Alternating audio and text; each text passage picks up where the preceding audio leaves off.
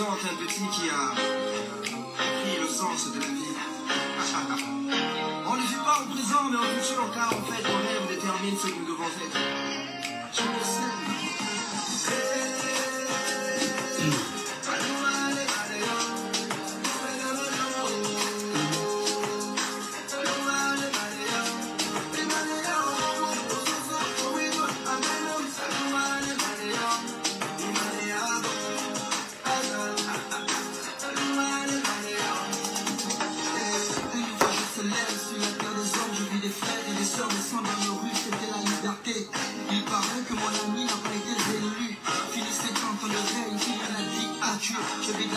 Voilà, donc salut, bonsoir à tous les Ivoiriens. Bonsoir à toutes les Ivoiriennes. Voilà. Et j'aimerais dire à tous ces lâches tout à l'heure qui m'ont interrompu sur YouTube lorsque j'étais en train de déconstruire cet imposteur de Draman Ouattara, ce Burkinabé qui a pris en otage mon pays, la Côte d'Ivoire. J'aimerais vous dire que vous vous fatiguez pour rien. Voilà, vous vous fatiguez pour rien parce que tout compte fait, cette vidéo-là, elle sera faite. Et c'est de ça qu'il s'agit. Je vais faire cette vidéo-là. Voilà. Si vous avez, en tout cas, un démenti à apporter, mais c'est simple, vous faites votre vidéo, ou vous appelez votre Ladji Pacheco, il va faire sa vidéo, et puis on parlera. Mais vous vous fatiguez pour rien. Alors, on poursuit la musique, et puis Johnny Pacheco, voilà. Continuez, il n'y a pas de problème, je suis là pour ça. Voilà.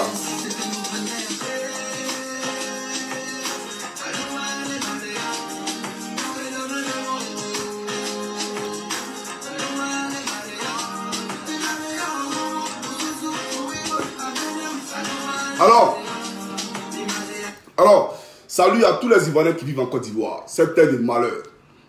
Votre pays, la Côte d'Ivoire, est dirigé par le fils du diable, Alassane Draman Ouattara. Alors, salutations à vous.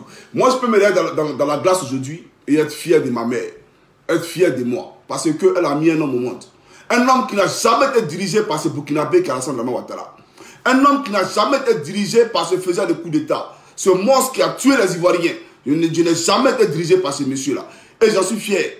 C'est ça la réalité. Alors, en tout cas, maman, vraiment merci pour tout ce que tu as fait pour Johnny Pacheco. Alors, vous les Ivoiriens qui dites que Draman Ouattara est votre président, on va comprendre, on va analyser ensemble son discours. Parce que moi, ce n'est pas mon président. Et il ne le sera jamais d'ailleurs. C'est de ça qu'il s'agit. Alors, chaque camarade africain peut le Côte d'Ivoire. Beaucoup s'insurgent aujourd'hui. Les gens disent non, Ouattara a menti. Non, Johnny Ouattara a menti. Mais est-ce que c'est la première fois qu'on vous dit que Ouattara ment? Avant même que Johnny Pacheco ne soit, le président Gbagbo nous disait hier que c'était un menteur, un piètre menteur. Et c'est de ça qu'il s'agit. Alors qu'est-ce qui vous étonne? Ouattara, c'est l'incarnation du mal.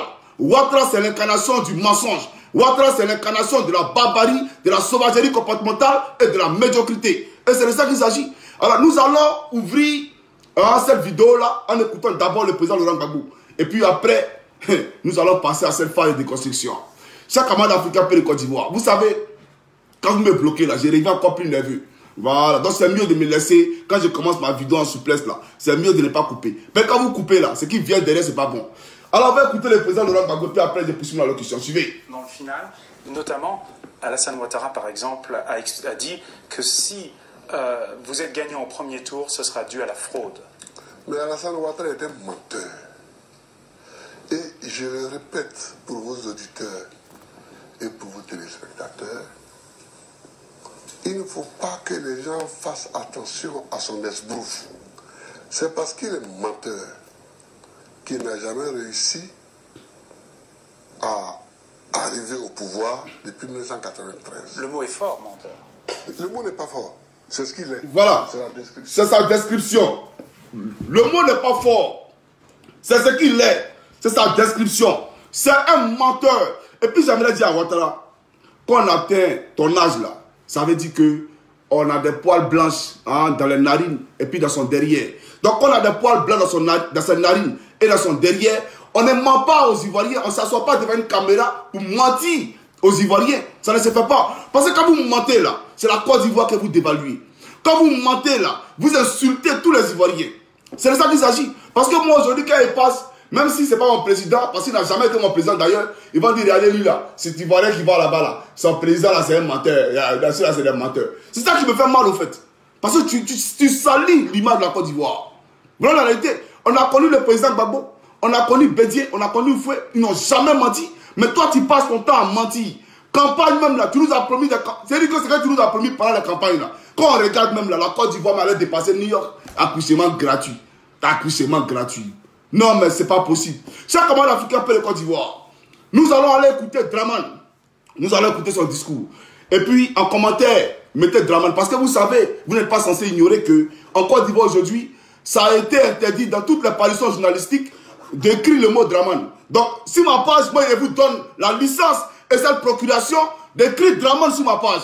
Écrivez Draman. C'est à Côte d'Ivoire quand vous appelle, j'écris Draman.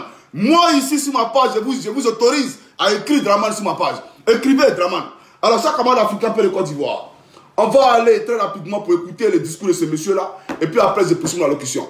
Mais j'aimerais préciser, c'est très capital d'ailleurs. Vous savez, cette vidéo-là, on va la faire en deux phases. On va la faire en deux phases.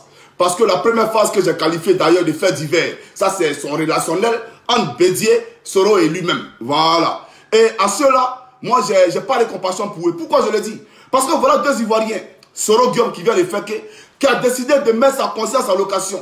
Sa conscience, ça c'est de la poche de Ouattara. Son cerveau là, ça ne lui appartient plus. Et il a pris des armes pour venir contre ses frères. Tuer ses frères, les massacrer au compte d'un étranger. Au compte d'un étranger. Il a pactisé avec un étranger pour envoyer Blé Goudé, son frère, à la CPI. Pour envoyer Gbagbo, son père, à la CPI. Alors, un monsieur comme ça là, quel que soit les litiges, quel que soit les bisbilles, quelle que soit l'altercation qu'il y a entre lui et Ouattara, moi je dis partir que ça m'est égal. Franchement, je le dis. Henri Konan Bédié, idem pour lui. Voilà un monsieur qui a regardé Gbagbo, son frère. Gbagbo l'interpellait lorsqu'il faisait campagne à l'Union civile. Les violeurs qui tombent amoureux de son, comment on appelle ça, une violée qui tombe amoureux de son violeur. Mais Bédié a vu ça, mais il a fait l'oreille des sourds. Il n'a pas été audible à ce que Gbagbo a dit. Aujourd'hui, vous mordez les doigts. Aujourd'hui, là, vous mordez les doigts. Parce que c'est vous qui avez fabriqué ce monstre. C'est vous qui avez fait périr les Ivoiriens. Toi et celui qui va Frugum. C'est vous. Soyons sérieux, les frères. On va écouter ici Draman. Donc, votre vidéo là, où Draman parle de vous, je vais vous défendre quand même, hein, parce que je suis honnête. Voilà. Et puis, je ne vous défends pas parce que j'ai envie de vous défendre.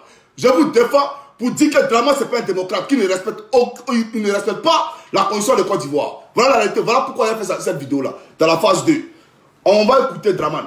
Et puis, poursuivons la locution. C'est une structure internationale, je n'ai pas d'avis. Ils ont donné une décision en première instance, je signale. Et maintenant, il y aura sans doute appel au niveau du procureur.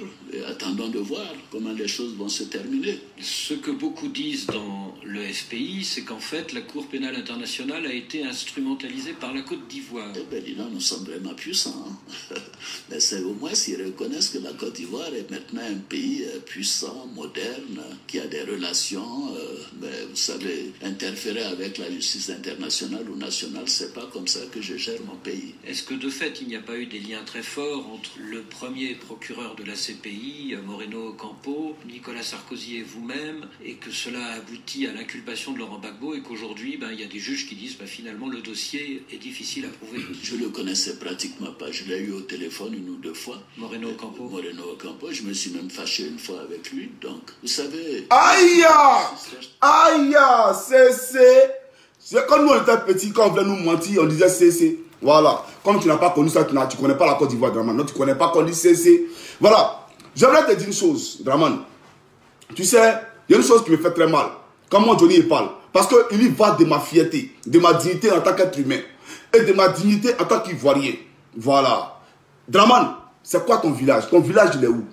Ça, là, ça me fait mal. Hein. Je le dis ici. Ton village. Oh, franchement. Un instant, s'il vous plaît. Un instant, s'il vous plaît. Il y a beaucoup de choses à se dire ici. Il y a beaucoup de choses à se dire. Je connais le village de mon père. Je connais le village de ma mère. Je connais le village de ma grand-mère maternelle et de mon grand-père maternel. Je connais le village de ma grand-mère paternelle et de mon grand-père paternel. Vous voulez couper mon live? Il faut arrêter. Vous voyez, ils veulent couper mon live. Mais ça fait pitié, ça. Ton village, c'est lequel? Hey, mettez les cœurs, voilà. Il faut mettre les cœurs là. Parce qu'ils veulent couper ce live là. Mettez beaucoup de cœurs, les frères. Voilà, on les connaît ici là. Ton village, c'est lequel, Draman?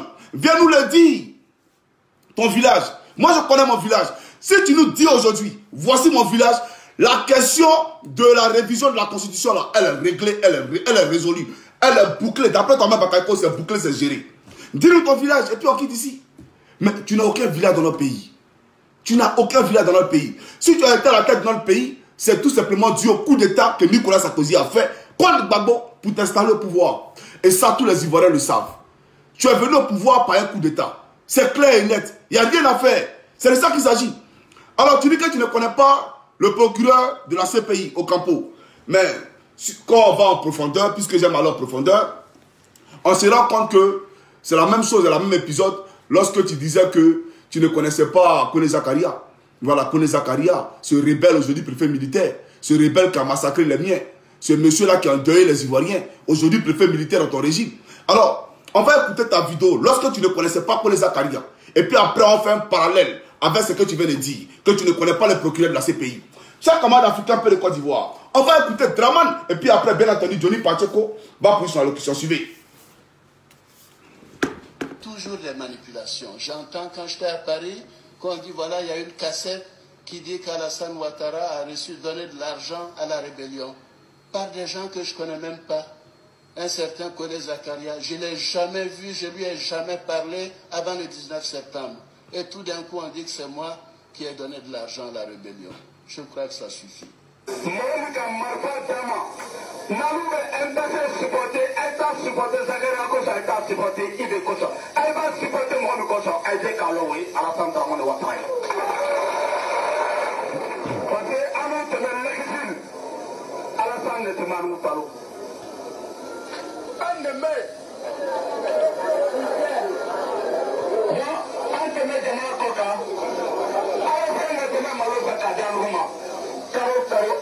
Voilà.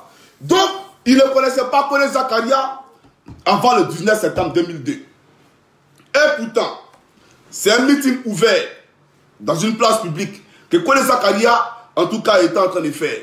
Et lors de ce meeting-là, il disait que lorsqu'ils étaient en exil, celui qui s'est occupé d'eux, qui les a approvisionnés en riz, en denrées alimentaires, qui les a logés, nourris, blanchis, etc., il s'appelle Alassane Ouattara.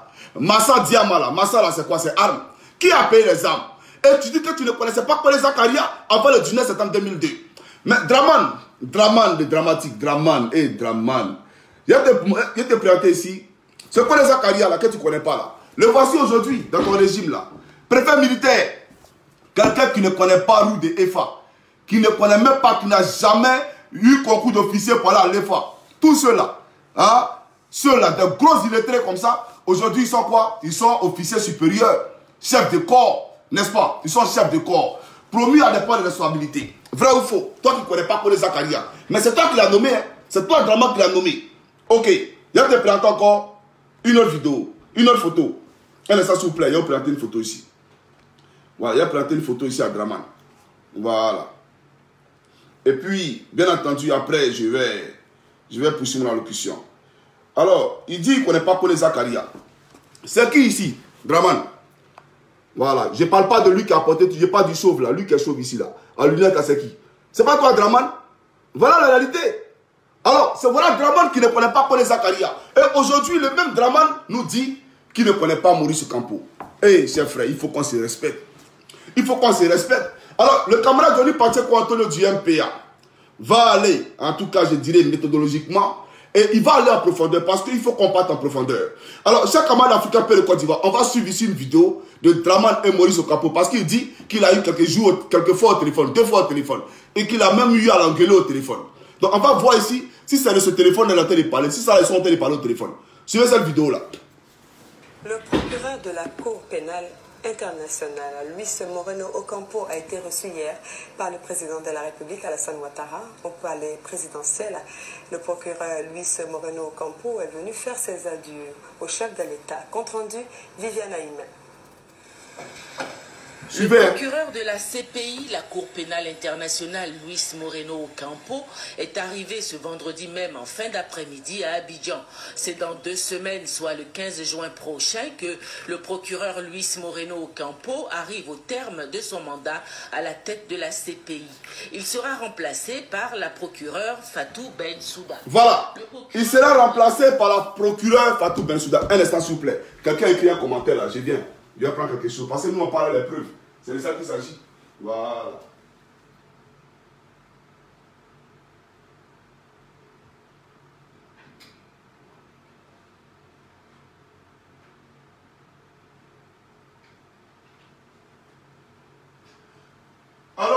nous allons commencer, nous allons poursuivre la phase de construction. Chaque camarade africain, un peu de Côte d'Ivoire. Vous avez vu ici. Alors, est-ce que c'est de cette écoute téléphonique là que Draman est en train de parler? Ici, les choses au téléphone. Hein. Et puis, je vais dire une chose aux Ivoiriens. Vous savez, généralement, lorsque un ambassadeur, c'est généralement les ambassadeurs, qui sont, je dirais, qui sont envoyés dans des pays, voilà, par leur pays, voilà, pour représenter, en tout cas, pour nous représenter à l'instance diplomatique. C'est ces ambassadeurs-là qui vont avec ce qu'on appelle une lettre de créance. Donc, par exemple, quand la Côte d'Ivoire décide de nommer un ambassadeur, par exemple, en France, pour représenter la Côte d'Ivoire en France, l'État de Côte d'Ivoire, par son président, remet ce qu'on appelle une lettre de créance à cet ambassadeur-là. Et l'ambassadeur va en France et rencontre le président français et il remet cette lettre de créance-là au président français. Et suite à cela, lorsque sa mission s'achève, qu'est-ce qu'il fait? Il vient encore pour dire ses adieux au président français, pour dire que j'ai été sur ton territoire, mon travail s'est bien passé, alors aujourd'hui je prends congé, je vais exercer ailleurs. Voilà la réalité. Alors, je vais poser une question simple à Draman Ouattara. Et cette question-là, c'est de savoir, Morino Ocampo, est-ce qu'il était ambassadeur de la Hollande en terre ivoirienne? Est-ce qu'il était ambassadeur d'un pays en terre ivoirienne pour venir dire ses adieux à Draman Ouattara? Je me pose la question, hein. Est-ce que c'est un pays étranger qu'il représentait dans notre pays, hein, mais qu'il a, en tout cas, qu'il a accrédité dans ce pays-là, qui lui a dit, bon, comme tes fonctions prennent fin aujourd'hui, va dire au revoir à Draman Ouattara, et puis, bon, tu vas exercer dans notre pays. Non. Morino Ocampo, il était simple procureur de la Cour pénale internationale. Alors, de quel droit, ou pourquoi, par quelle magie, lui se lève pour aller te voir? Il te doit quel compte? Toi, tu es qui? Et puis, lui va aller te voir pour te dire que lui, sa fonction là s'achève. Tu es le président de la CPI. C'est toi qui as construit la CPI. C'est toi qui payes les juges de la CPI. La CPI t'appartient au point où un procureur doit venir te voir pour dire, moi, ma fonction s'arrête dans 2 semaines. C'est Fatou Bensouda qui doit prendre maintenant ma place. Viens nous l'expliquer, nous on veut savoir. Il faut venir nous l'expliquer. Si tu nous expliques ça, nous on va dire, ah oui, Draman là, ce qu'il dit là, c'est la vérité. Mais tu comprends que tout ce que tu es en train de dire là, c'est ambigu parce que nous on ne le comprend pas. Alors, chers camarades africains, dans la CPI là, il y a une représentativité de, je crois, 123 pays. 123 pays. Donc, Morino Ocampo là, quand il a quitté chez Ouattara, il est allé chez tous les 123 chefs d'État là. Il est allé chez eux. Bon, je suis venu vous dire au revoir. Je ne suis plus procureur de la CPI, c'est Fatou Bensouda. Après, ça va en Afrique du Sud. Si l'Afrique du Sud est signataire de cette charte-là, bon, monsieur Jacob Zuma, je ne suis plus président, je ne suis plus procureur de la CPI, c'est Fatou Bensouda. Après, il s'en va chez Macky Sall. Bon, Macky Sall, je ne suis plus président, je ne suis plus procureur de la CPI. Vraiment, il faut respecter les gens. Il faut respecter les gens. C'est ça la réalité. Alors, il ne faut pas nous prendre pour des ignares. Tes moutons qui te suivent là. Voilà pourquoi tu as massacré les Ivoiriens. Tu es faisant de coups d'État, ils dorment dans des taudis et puis ils continuent de te soutenir. De ta bêtise. Ou tu te soignes en France, eux ils meurent dans la CHU. Ils meurent par manque de moyens. C'est eux là, c'est eux qui peuvent berner. Tu ne peux jamais nous berner, nous Ivoiriens. Tu ne vas jamais nous berner, nous Ivoiriens. Alors, nous allons aller en profondeur parce qu'il est important d'aller en profondeur. Chaque camarade africain peut de Côte d'Ivoire, il a parlé des victimes. Alors, on va écouter cette partie où il parle des victimes. Suivez.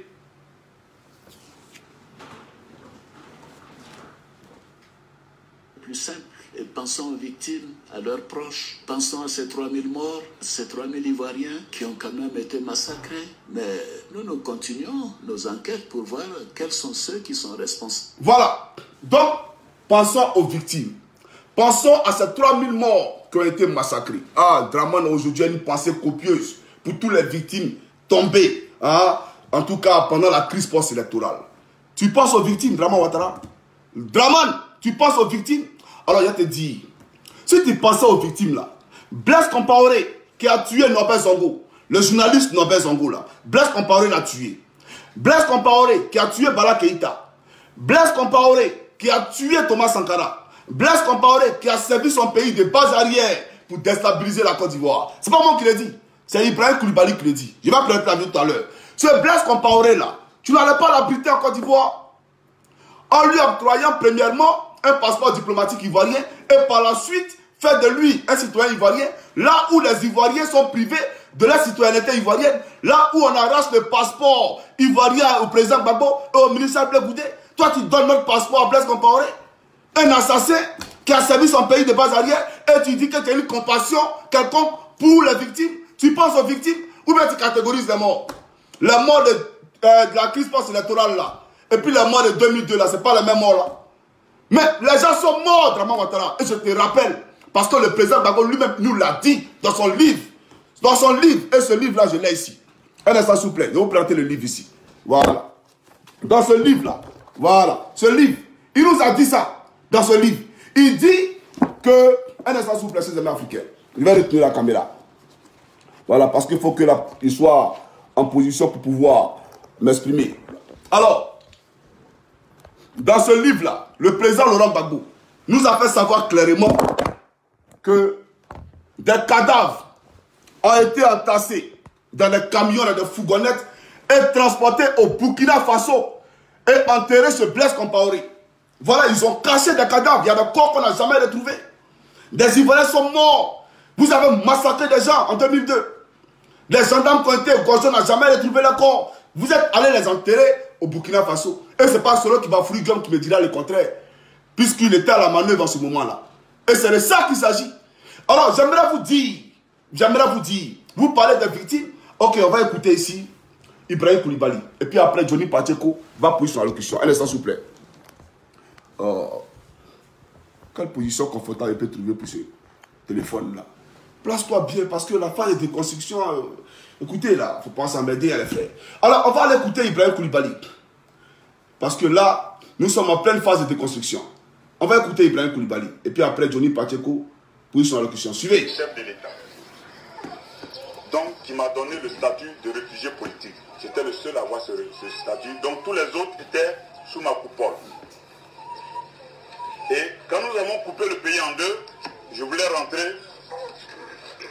Le grand frère Blaise m'a dit non, tu ne peux pas rentrer parce que si tu rentres, c'est la pure démonstration que votre base arrière était le Burkina et que c'est le Burkina qui vous a équipé. Voilà, je voulais...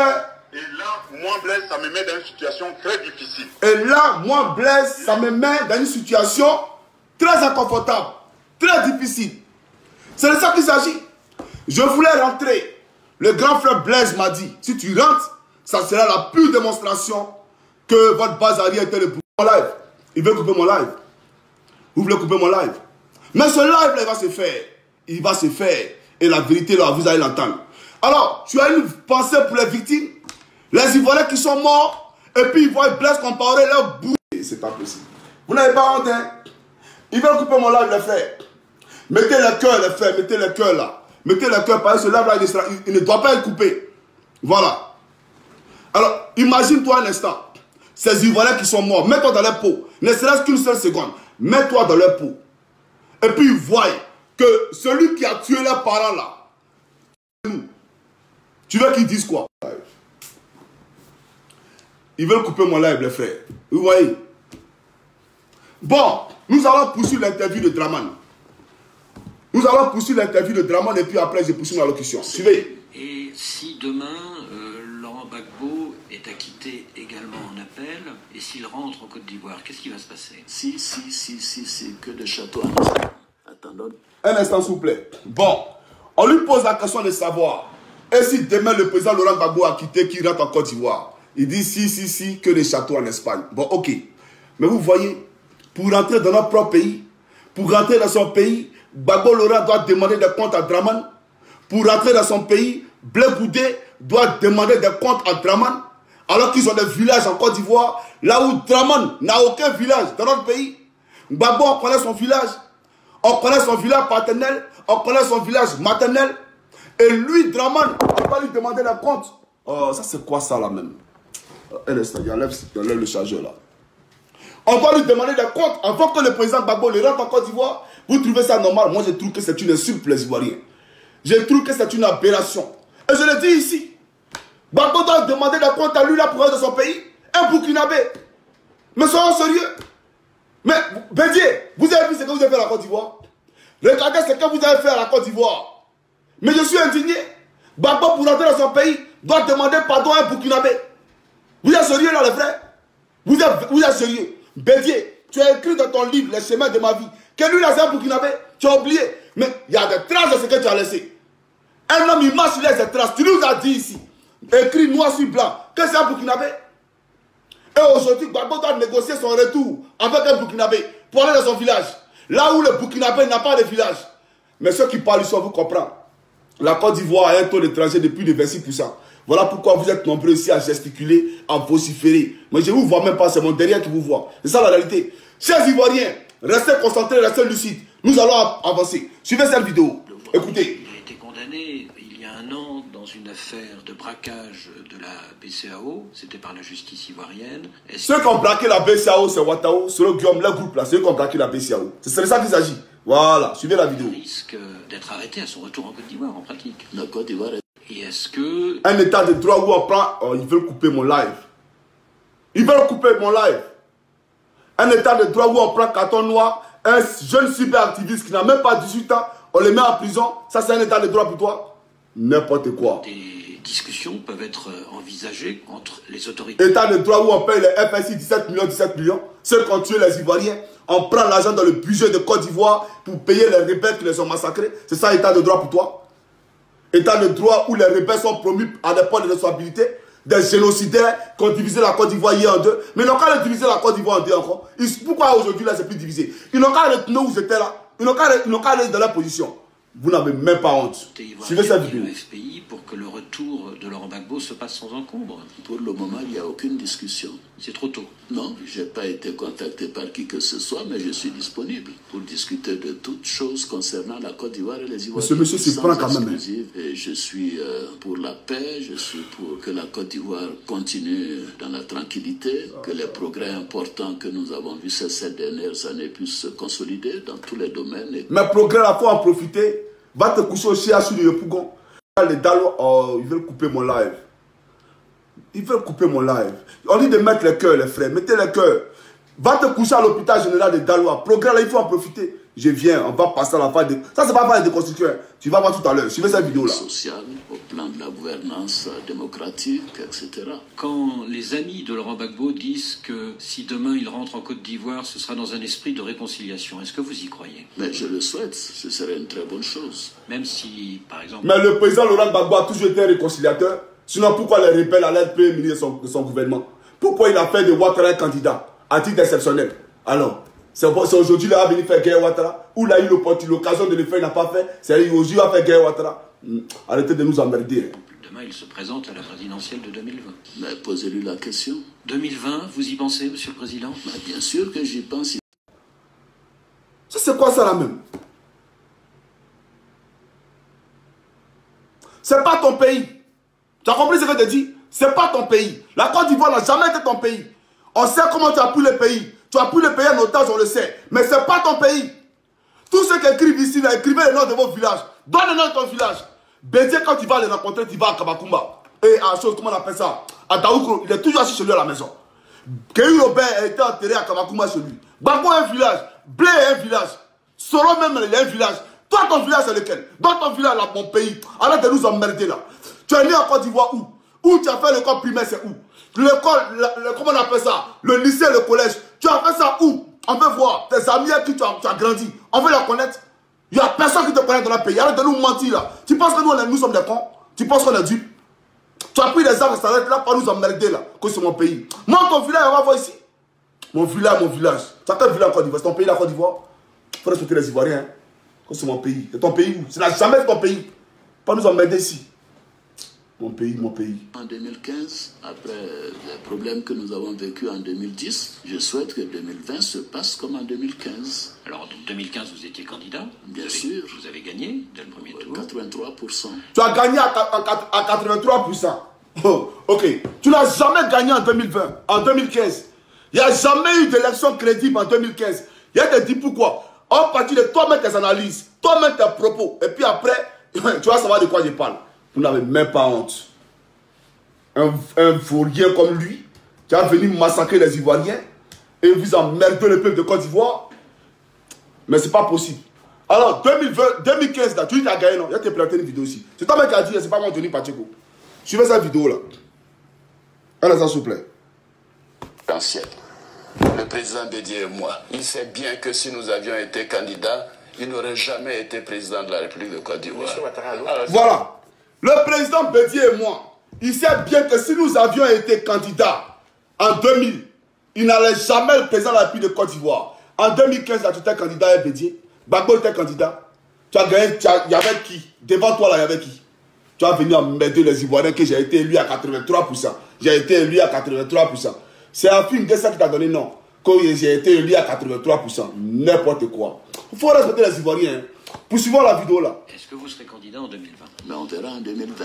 Je répondrai à cette question. Certains disent que dans la constitution ivoirienne, il n'est pas très clair de savoir si vous pouvez vous représenter. Non, c'est très clair. Je peux me représenter si je le souhaite. C'est une nouvelle constitution qui a touché non seulement à l'exécutif, avec un poste de vice-président, au législatif, avec la création d'un Sénat, au judiciaire, avec la création de cours plutôt que des chambres. C'est une toute nouvelle constitution. Tous les avis juridiques que j'ai consultés me confirment que si je veux être candidat en 2020, je peux l'être, et ce serait conforme à la constitution. Est-ce qu'avec les opposants qui se multiplient, Bédié, peut-être Gbagbo, peut-être Soro, est-ce qu'il ne va pas falloir que... Voilà, vous, donc, je prends ma paracétamol et puis on poursuit. En réalité, je donnerai ma réponse en 2020. Il y a beaucoup d'hypothèses que vous imaginez, mais il y a une recomposition politique qui se déroule en Côte d'Ivoire. La pause. Il a dit ici que tous les juristes qu'il a eu à consulter lui ont dit qu'il pouvait se présenter en 2020. Bon, j'ai le déconstruit et puis après mon paracétamol. Alors, chaque camarade africain peut de Côte d'Ivoire. Ceux qui ont écrit cette nouvelle constitution, avec laquelle Johnny Pacheco d'ailleurs n'a pas de problème. Et je n'ai jamais eu de problème avec l'ancienne. C'est ça qu'il s'agit. Hein. Voilà. Un Ivoirien qui connaît le bien de son père, et de sa mère, et de son arrière-grand-père, et de son arrière-grand-mère, n'a aucun problème avec une constitution quelconque dans notre pays. C'est de ça qu'il s'agit. Draman, pour résoudre ce problème-là, pour faire en sorte qu'il n'y ait plus de révision de constitution en un point fini là, on te demande simplement, prends ta voiture avec ton chauffeur, va dans ton village, c'est tout. Et ça, il n'y a même plus de problème. Est-ce qu'on parle de constitution encore? On dit non, écoutez, voilà son village. C'est de ça qu'il s'agit. Ta nouvelle constitution que tu as faite là, qui a écrit cette constitution? C'est le vendu. Celui qui a vendu sa conscience, lui qui a mis son cerveau en location. Professeur Ouraga Obou là, c'est lui. Et puis qui? Cissé Bakongo. C'est eux qui ont écrit cette constitution là. Cissé Bakongo là, je crois que c'est le plus grand intellectuel au RDR. C'est le plus grand intellectuel au RDR. C'est lui seul qui a un doctorat en droit dans le groupe là. C'est eux, lui et Ouraga Obou, c'est eux qui ont écrit cette constitution. On va écouter Cissé Bakongo. Est-ce qu'il y a une voix mieux qualifiée, une voix plus officielle que la voix de Cissé Bakongo pour statuer la question, comment on appelle ça, de la candidature ou non de Dramane Ouattara en 2020? Je crois que non. La voix mieux qualifiée là, c'est la voix de Cissé Bakongo parce que lui-même a écrit la constitution. Chaque camarade africain, on va l'écouter, puis après, Johnny Pacheco bouge dans l'élocution. Suivez. Un instant, s'il vous plaît. Eh, Dramane, suivez. La Constitution actuelle lui interdit de se présenter une troisième fois. La Constitution actuelle. La Constitution actuelle lui interdit de se présenter une troisième fois. Mais il ne faut pas considérer que la nouvelle Constitution va balayer tous les effets de l'ancienne Constitution. Jamais, c'est pas comme ça. Sinon, ce serait le chaos. C'est ça la clarification. C'est-à-dire un texte qui arrive, il balaye les effets du texte précédent. Non. Quand on parle de clarification, c'est ça. Mais le président l'a dit. Il faut rassurer. Mais il a dit qu'il ne se présentera plus. Mais vous voulez qu'on rassure comment? La nouvelle Constitution, c'est clair aussi. En tout cas, vous le dites clairement. Voilà. Donc, celui-même qui a écrit la Constitution, peut-être tu dis que tout à l'heure tu as dit que tu as consulté des juristes et ils te disent que tu peux te présenter. Arrête de mentir. Tu es vieux et puis tu mens. Un vieux et puis il ment. Tu as quel âge, Draman? Quelqu'un a dépassé la soixantaine et puis il passe son temps à mentir. Tu n'as pas honte? Il faut avoir un peu de respect pour nous les jeunes qui te regardons. Voilà. Même si tu as pris les armes, tu peux au moins dire la vérité. Mais tu as pris les armes et puis tu mens pour mettre dessus encore. C'est le président Gbagbo qui a vraiment raison. Il te connaît, Gbagbo, là. Il te connaît vraiment. Non, c'est sa qualification. C'est ce qu'il est. C'est un menteur. Voilà. C'est un camarade africain. Tu ne peux pas te présenter. C'est de ça qu'il s'agit. Nous allons aller en profondeur parce que Johnny Pacheco aime aller en profondeur. Mais avant d'aller en profondeur, nous allons l'écouter ici et puis après je poursuis ma locution. Alors écoutez Draman. En tant que démocrate, j'estime que c'est une excellente chose. Tu es démocrate. Dans la deuxième phase où j'ai parlé des faits divers, donc pour parler de Soroguium et de Bédier, on va démontrer si tu es démocrate ou non. Voilà. Je vais te démontrer ça. Si tu es démocrate ou non. Quand tu es démocrate. Non mais soyons sérieux. Poursuivons la vidéo. Et je souhaite d'ailleurs qu'il y ait une clarification, que ceux d'entre nous qui sommes des libéraux sociaux soyons d'un côté et les autres qui sont donc d'une autre tendance soient de l'autre côté, et que les Ivoiriens aient un choix très clair. La vraie phase de construction va commencer. Des attentes de nos concitoyens. Une chose est certaine, j'ai un bilan qui est inattaquable. Ah bon? Cette année, une croissance moyenne par an de 8% parmi les 4 pays du monde avec le plus fort taux de croissance. Un taux d'inflation de 1 à 2%, quasiment jamais inégalé, pas seulement en Afrique, mais en Europe. Un déficit budgétaire autour de 3 à 4%, une dette publique moins de 40% Mon du cœur. PIB, et je pourrais continuer. Nous avons mon cœur. qui est remarquable. Dramano, Dramano. Nyayo, Dedeo. Nadreo, Nadre Bagbeo. Mon cœur bat, Draman. Non, il est fort. Mais Draman, il a voyé. Non, c'est pas possible. Bon, chers amis africains, peu de Côte d'Ivoire, va se calmer. Attends, il n'y a pas de l'eau, Dramano, Nyayo, Nadreo, Hekukao. Bon, chers amis, on va aller rapidement. Draman. Draman, il est trop fort. Bon, nous allons maintenant aller à la phase de construction. Alors, il dit que la Côte d'Ivoire a connu ce qu'on appelle un taux de croissance à valeur exponentielle, classé parmi les 4 pays les plus puissants au monde. Chers amis ivoiriens, peuple de Côte d'Ivoire, vous savez, le taux de croissance là, mais ça apparente à ce qu'on appelle l'indice de développement humain, donc l'IDH. Le taux de croissance s'apparente à ce qu'on appelle l'IDH, l'indice de développement humain. Et c'est à partir de l'indice de développement humain, si c'est croissant ou décroissant, qu'on dit que ton pays il est développé ou il est sous-développé. Voilà la réalité. Donc tu ne peux pas avoir un taux de croissance à variable exponentielle et puis on va dire que tu as un DIH qui est faible, qui a un IDH qui est faible. C'est de ça qu'il s'agit. Si ton taux de croissance est croissant, c'est que l'IDH aussi est croissant. Par conséquent, même le passeport de ton pays là, on rehausse comment on appelle ça, le passeport de ton pays. Tes citoyens ne se verront plus, en tout cas, avoir des barrières, des restrictions quant à l'obtention de visas ou leur voyage dans les pays de leur choix. Voilà la réalité.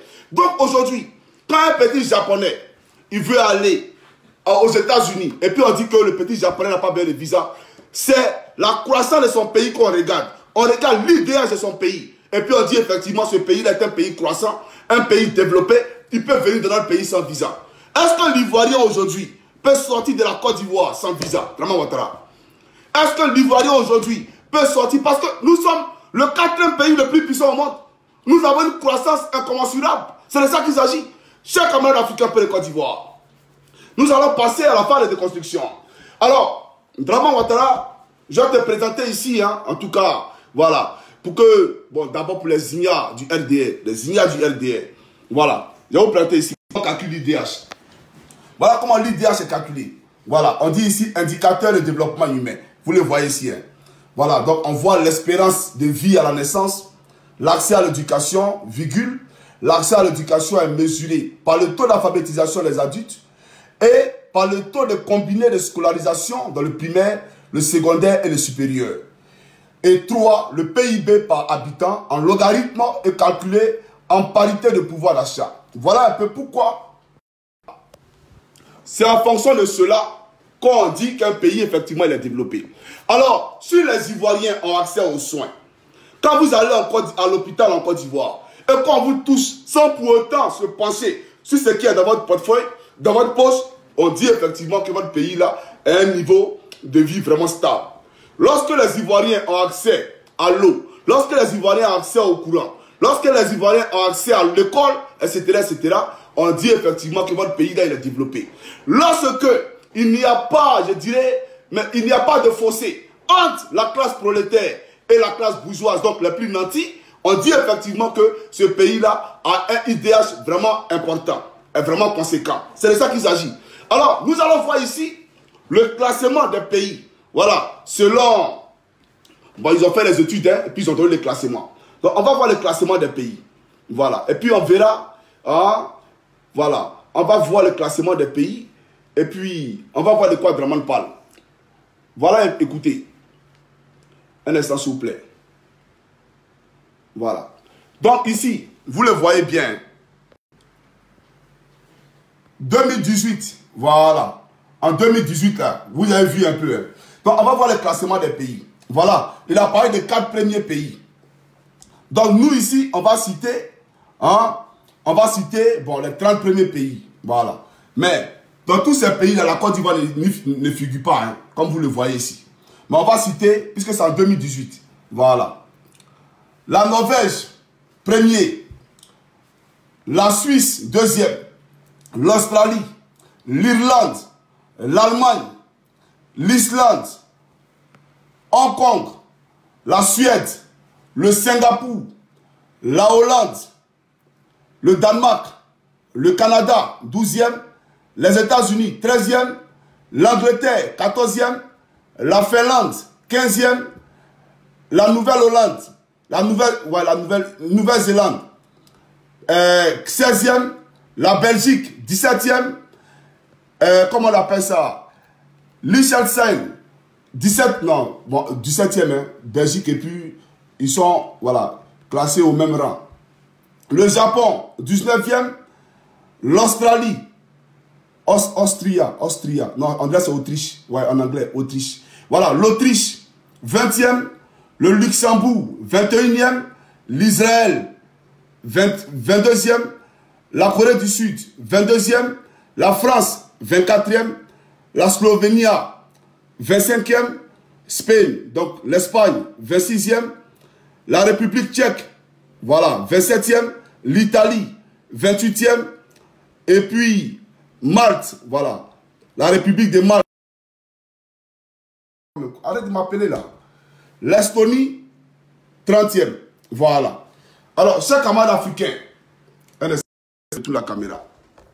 Donc, dans les 30 premiers pays qui ont été classés selon l'indice de développement humain, la Côte d'Ivoire n'y figure pas. Alors qu'on a, comment on appelle ça? Ouais, c'est Autriche, Austria, c'est Autriche. Ouais, il a dit ça. C'est en anglais, c'est écrit. Donc, la Côte d'Ivoire n'y figure pas. Et Draman nous dit sur les ondes d'RFI que la Côte d'Ivoire a une croissance, je dirais, mais hors pair. Une croissance hors norme. Voilà la réalité. Et puis maintenant, c'est au niveau mondial. On va aller en Afrique simplement, pour voir le classement au niveau des pays africains. Voilà, au niveau des pays africains, on va voir le classement. C'est important. Il ne faudrait pas qu'on dise ici que Johnny Pacheco est en train de raconter du n'importe quoi. Donc, au niveau des pays africains, je vais retourner ça ici. Voilà. Classement 2018. Des IDH africains. Voilà. Donc, c'est de l'IDH qu'il parlait. C'est en fonction de l'IDH qu'on dit qu'un pays est développé. Donc, quand il y a une forte croissance, donc l'indice de développement humain est croissant aussi. Donc, le premier pays, Seychelles, 62e au plan mondial. Donc, ici, ils ont mis rang mondial. Catégorie IDH élevée. Voilà. Catégorie IDH élevée. Le deuxième, Maurice, rang mondial, 65e. Catégorie IDH élevée. Le troisième, l'Algérie. 85e au rang mondial, élevé. 4e, Tunisie, rang mondial, 95e, IDH, élevé. 5e, Botswana, 101e, rang mondial, élevé. 6e, Libye, 108e, rang mondial, élevé. Un instant, s'il vous plaît. 7e, Gabon, 110e, rang mondial, élevé. 8e, Afrique du Sud, 113e, rang mondial, moyen. Voilà, Afrique du Sud, c'est moyen. Égypte, 9e, 115e, rang mondial, moyen. Un instant, s'il vous plaît. Maroc, 123e, rang mondial, moyen. Un instant, on continue. 11e, Cap-Vert, rang mondial, 125e, IDH, moyen. 12e, Namibie, 129e, moyen. 13e, Congo, 137e, moyen. 14e, Ghana, 140e, moyen. 15e, Guinée équatoriale, 141e, moyen. 16e, Kenya, 142e, moyen. 17e, Sao Tomé et Principe, 143e, moyen. Voilà. 18e, Eswatini, 144e, moyen. Ça, c'est quel pays, ça? 18e, Zambie, 144e, moyen. Bon, on va poursuivre. Hein. Il va lire Angola, Cameroun, Tanzanie, Zimbabwe, Nigeria, Rwanda, Lesotho, Mauritanie, Madagascar, Ouganda, voilà, Bénin, Sénégal, Comores, Togo, Soudan, Côte d'Ivoire, 170e. Faible. Voilà ici pour toi, ils ont écrit faible, Draman Ouattara. Voilà. Côte d'Ivoire, 170e. Faible. Voilà ça ici. Tu as vu, Draman? Voilà. Donc, pour nous, c'est très très faible. La Côte d'Ivoire, c'est très très faible. Et tu nous dis ici que nous avons connu un taux de croissance à valeur, je dirais, exponentielle, etc. etc. Bon, bref, chers camarades africains, nous allons essayer de montrer un peu à Draman le vécu des Ivoiriens. C'est très important de montrer à Draman le vécu des Ivoiriens. Aujourd'hui, la Côte d'Ivoire est un pays très développé, voilà, etc. etc. Bon, je vais vous planter des vidéos ici, une série de vidéos, et puis vous allez comprendre beaucoup de choses. D'abord, avant de vous planter la série de vidéos, ils ont fait une étude pour voir le nombre de demandeurs d'asile dans le monde. Voilà, de quel pays ils viennent. Les plus grands demandeurs d'asile dans le monde, là, de quel pays ils viennent. Ils ont fait le classement. Je vais vous prêter ici. Voilà. Parce qu'on ne peut pas comprendre ce paradoxe. Où on a un pays qui réalise un taux de croissance vraiment important, et puis en même temps, sa population fuit ce taux de croissance-là avant de demander l'asile ailleurs. Ça n'a pas de sens pour nous. Ça n'a pas de sens pour nous. Alors, nous allons essayer de comprendre cela, les frères. Nous allons essayer de le comprendre. Draman, voilà. Ici, il faut regarder ici. On dit évolution du nombre de demandeurs d'asile. Il y a la caméra. Voilà, il faut regarder ici.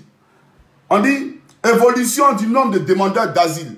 Voilà, le 5 janvier 2018. Voilà les pays ici. Voilà les pays. Ils ont classé. Albanie, Afghanistan, Haïti, Soudan, Guinée, Syrie, Côte d'Ivoire, République démocratique du République démocratique du Congo, Algérie, Bangladesh. Bon, ça, c'est africain. Voilà la réalité. La réalité. Donc, ton nom là, ton pays là, le nom figure ici, Draman. Voilà, ton pays là, il figure ici. C'est toi qui es venu gâter notre pays. La Côte d'Ivoire n'avait jamais son nom dans ce classement-là. Mais à cause de toi, Draman, aujourd'hui, le nom de notre pays figure ici.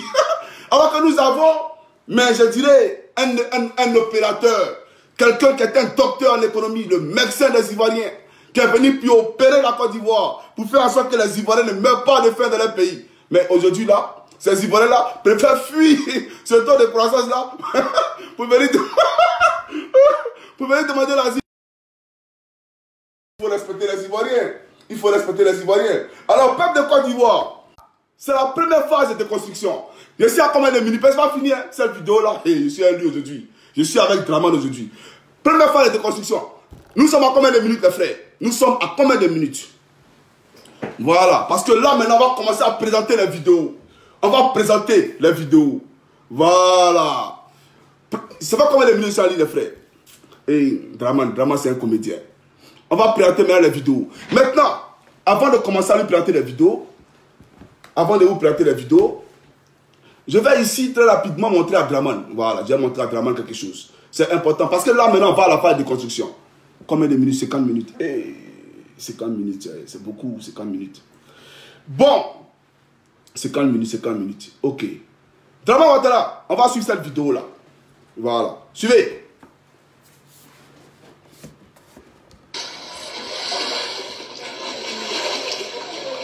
Voilà, ça c'est un bobo.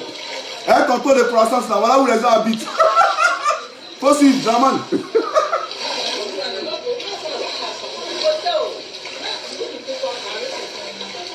Voilà tonton de croissance là, c'est ça là non? Bon, moi on va commenter là. S'il vous plaît, on a besoin de votre aide. Par tous les moyens que vous pouvez nous aider, on a besoin de votre aide. Tu as besoin de l'aide de qui? Vous voyez, nous sommes juste à la rentrée d'Agbekwa. Non, les gens des travaux publics ont creusé un gros trou devant le carrefour. Et ils ont entassé des sacs devant la cour. Ça fait que l'eau n'a pas de canalisation. Le fait que l'eau n'a pas de canalisation, les maisons sont inondées. S'il vous plaît, aidez-nous à avoir une solution. Donc, cher camarade, tu veux une solution? D'accord, il va te planter la solution. Il va te planter la solution. Mais il va te dire une chose. On suppose même qu'il n'y a pas l'eau dans ta maison là. C'est dans ça là tu vis là. C'est dans ça que tu vis et puis tu soutiens Draman et puis tu m'insultes chaque jour sur Facebook. C'est dans ça là que tu vis. Et puis tu nous emmènes chaque jour sur Facebook. La solution, la solution. Vous n'avez pas honte? Vous n'avez pas honte? Putain, c'est pas possible. Je vais te planter la solution. Tu veux la solution? Bon, ok, voici la solution ici. Suivez cette vidéo les frères. Donnez-moi 5 ans et vous verrez la différence. 5 ans pour changer la Côte d'Ivoire. 5 ans pour donner des emplois aux jeunes. 5 ans pour améliorer les conditions de vie des Ivoiriens. Non mais, écoutez, frère, voilà la solution. Il t'a demandé 5 ans pour changer ta vie. Mais écoutez, si les poissons veulent cohabiter avec toi, mais ta vie a été changée, frère. Draman a réellement changé ta vie. Ta vie a été changée. Si la nuit tu dors et ton matelas va, et puis souvent tu vois le bateau Titanic tu vois le bateau Titanic à côté de toi, mais Draman a changé ta vie. Parce que de ta maison, tu peux voyager dans le monde. Avec l'eau, tu peux voyager. Tu peux voyager à travers le monde. Alors, c'est ça comment l'Africain peut le Côte d'Ivoire. Voilà la réalité. Il vous a demandé 5 ans pour changer la Côte d'Ivoire. Mais la Côte d'Ivoire a été changée. C'est de ça qu'il s'agit. Alors, il faut respecter les Ivoiriens. On dit que choisissez Gbagbo. Non, il choisit Ouattara, il choisit. Mais puis tu nous appelles pourquoi? Nous, on a fait quoi? Il faut aller voir l'émergence là. C'est lui l'émergence. Il ne faut pas s'emmerder. Chers amis, ça c'est la première phase. On coupe cette vidéo, il ne va pas être long parce qu'en Côte d'Ivoire, pas de Wi-Fi. Je finis cette vidéo, je reprends rapidement une autre vidéo. Et puis on va aborder dans les mêmes sens parce qu'après les vidéos à présenter. On se suit tout à l'heure. Voilà, tout à l'heure. Voilà. Non, quelqu'un me dit, faut pas rire, ce n'est pas, comment on appelle ça, ce n'est pas drôle. Voilà, il écrit en anglais, faut pas rire, c'est pas drôle. Non, je ris pas, frère. C'est pas que je me moque. Mais à un moment donné, cela, il faut leur dire la vérité aussi. Souvent, il faut rire aussi. Voilà, parce que c'est fou déjà.